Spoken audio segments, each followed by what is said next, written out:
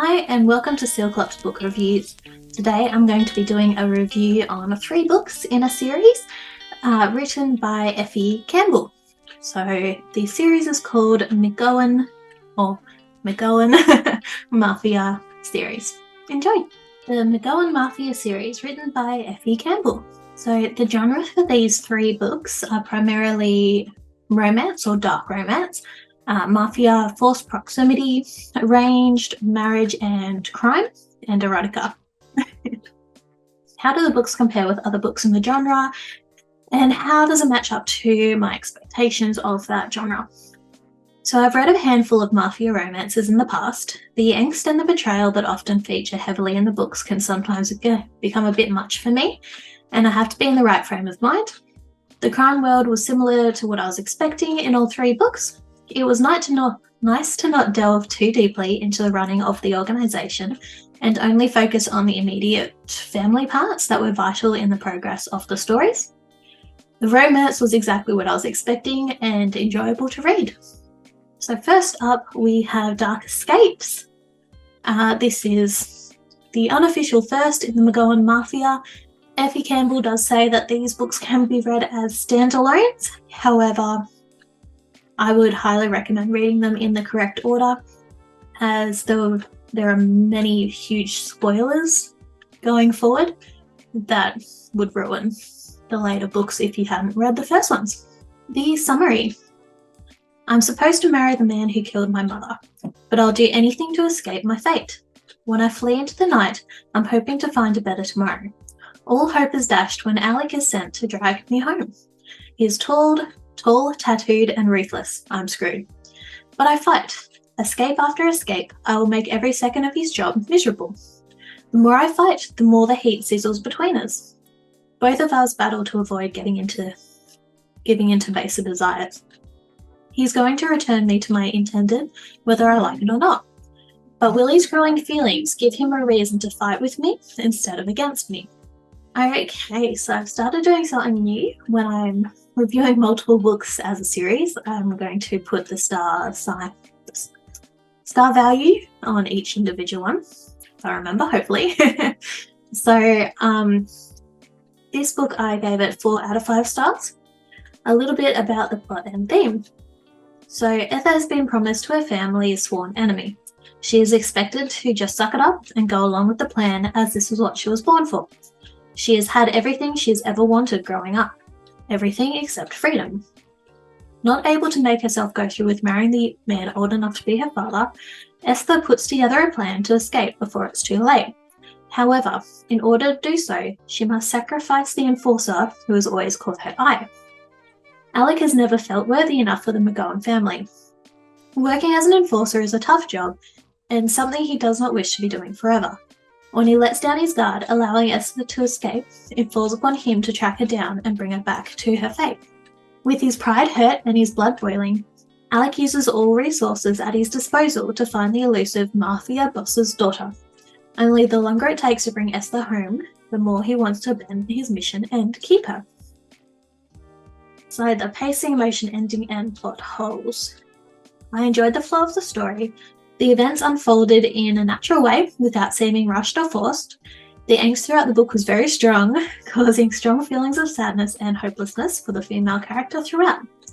Esther's situation seems to linger at the back of both her and Alec's minds throughout as they fight their growing feelings for one another. I remember I had a constant frown or concerned look on my face while reading this story, and a few times my partner's like, "What are you reading? What's wrong?" Esther's family seem to just accept what is to come, not even attempting to save Esther from potential ruin. This got on my nerves, but needs to happen in order for the story to work. The ending of the book was lovely and very satisfying. It wraps up the story with a happily ever after and allows you to end the series here or continue on to the next book. And then a bit about the main characters. So Esther is curvy with dark brown hair and bright green eyes, wants to explore the world on her own terms, is a lot stronger than she appears, can be brat, and will sacrifice herself for her family. And then we have Alec. He is heavily tattooed with blonde hair and ice blue eyes, wants nothing more than a family, does what is needed to survive, loves a brat, can't seem to stop his feelings from forming. Next up, we have book 2, which is Dark Enemies, written by Effie Campbell. So the summary: my sister fled from her arranged marriage, leaving me to fill her shoes. Cameron Thompson is the last man I want to marry. His father has my brother, sending him home piece by piece, until I agreed to head up the aisle. I hate him. I hate them all. I'm going to burn their world down. When I see the man behind the icy mask, there is more to him than just the enemy I believe him to be. We start a dangerous game of pretending that will lead to broken hearts when I get my revenge. And the analysis. So once again, I gave this book 4 out of 5 stars. I quite enjoyed it. So a little bit about the plot and theme. Maeve must put on a brave face and walk into the monster's lair in order to save her brother from certain death. After her sister ran away to escape her arranged marriage to Harold Thompson, the leader of the rival crime family, Maeve is left to take her place. However, as a shocking turn of events, she is not forced to marry Harold, but his son Cameron. Cameron is the unwilling second in charge of the Thompson syndicate. Raised under his abusive father, he and his sister had loyalty beaten into them at a young age. That doesn't stop the two of them from wanting to escape. Knowing that his father would kill him if he steps out of line, Cam goes along with the forced marriage, determined to ignore the problem until it goes away. As more and more time passes and the distance between Cam and Maeve grows ever smaller, the attraction between the enemies grows, maybe even blooming into something more. What would Harold do when he finds out? Okay, I didn't want to write too much because I would have given away the whole story. So, pacing, emotion, ending, and plot holes.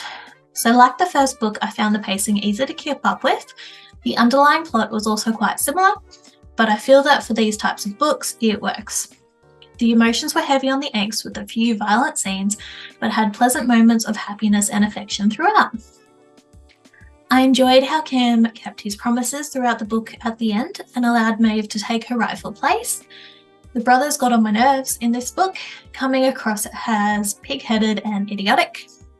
They seemed to hate Maeve for the situation they put her in, and while she was doing what she could to survive, they blamed her for being human and not an inanimate object. So she had to act a certain way so that she wouldn't get killed, pretty much. And they blamed her for it. They're like, oh, well, why'd you do this? Why couldn't you just stay out of the way? I'm like, well, that wouldn't have worked. Anyway. A little bit about the main characters. So there's Maeve. She's the youngest of 6, technically. Only 5 are alive. Made to feel invisible by others. Puts on a brave front. Active swimmer. Torn between her loyalties and falls for the enemy. And then we have Cameron. He is the eldest of 2. Icy cold, comes across as a glacier. Wrecks himself in the gym each day so he can protect those around him. Not as cold as he appears, and torn between his loyalties, falls for the enemy as well. Last but not least, we have Dark Obsessions, written by Effie Campbell. This is the official 3rd book in the series, and I was given this book as an advanced reading copy so I could review it and pretty much tell others what I think of the book. So the summary. Tingles creep up my spine as I feel eyes on me. Things move in my home when I sleep. Something or someone is watching. My life is falling to pieces. My boyfriend is hiding a secret and I'm determined to find out what it is. Why he has gone from cherishing me to hurting me. But there is someone else determined to catch my attention. My brother-in-law Mac is rude and mean whenever he sees me. But what if it's not hate beneath his icy glares? What if it's something else entirely? Can I figure out my boyfriend's secret, or will Mac's hard demeanour give way to feelings that will pull me apart? Will any of it matter when it comes down to love or death?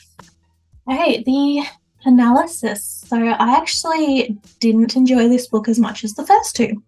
Which is surprising because it was actually the book that drew me into reading this series and what caught my attention in the first place. So I gave this book 3 out of 5 stars. A little bit about the plot and the theme. Katie is stuck in an abusive relationship. After her father was killed, she quickly became involved with a famous rock star who gazed at her like she hung the moon. However, it wasn't long before his outside persona fell away, revealing the psychotic abuser underneath. Mac has been watching Katie from afar for years now. He has witnessed her loss of spark and increasing malnourishment. After witnessing Tommy force himself upon Katie after a family get-together, he decided enough was enough, following Katie back to her house to keep an eye on her. He knew it was wrong, but the urge to don a mask and hide in the shadows became too great.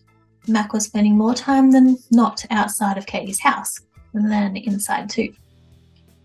When Tommy begins showing up at Katie's covered in blood and having to hit her to be intimate is when warning bells begin to ring. To make matters worse, someone has been slitting strangers' throats before leaving the bodies to be found. Yeah. So, quite predictable, the book was. However, I don't think it was entirely supposed to not be predictable. It was just sort of, if you figured it out, you figured it out sort of thing. Pacing, emotion, ending, and plot holes. So the pacing for the book was similar to the other two. You could tell that time had passed, but it did not seem rushed or occur in large jumps.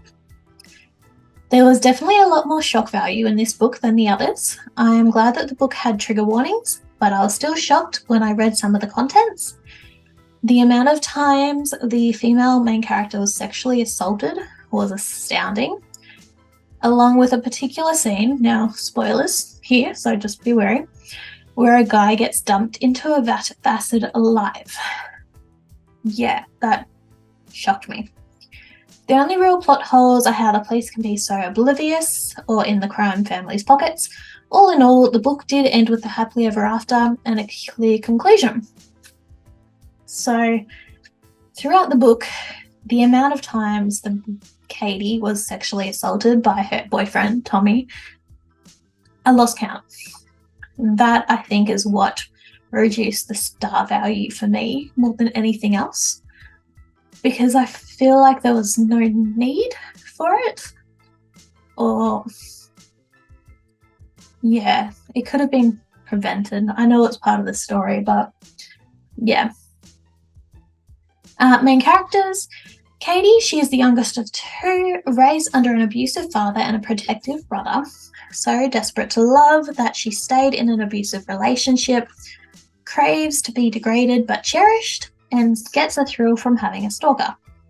And then we have Mac. He is the second youngest of six, raised to become part of the family crime syndicate, obsessed with Katie from afar, very dominant, not afraid to get his hands dirty, uses his security skills to break into Katie's house quite frequently. Okay, the recommendation. So, jumping into Dark Escapes blind, I wasn't sure if I'd like this series, and to be honest, I struggled a bit at the start of the book.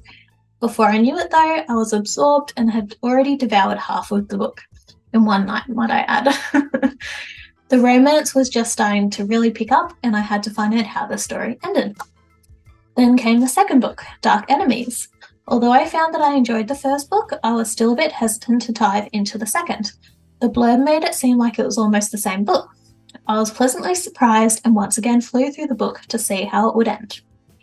I was eager to begin the third book when the time came, not only as I found the series through this one when I applied to be an ARC reader, but because the blurb pulled me in. I was a bit disappointed to find that I didn't actually enjoy it as much as the other two. It was still a good story, but I found the constant assaults to be a bit much for the entirety. And my overall review for all three books combined, I give a 4 out of 5 stars. These books are highly enjoyable crime romances filled with lots of angst and violence, but ending in happily ever afters. And from how the third book finished, it looks like there's potentially going to be more in the series as well, featuring some of the other it's Scottish, I cannot pronounce it right, McGowan brothers. Okay, I hope you enjoyed my book review for the McGowan Mafia series written by Effie Campbell. Thank you for watching. Bye.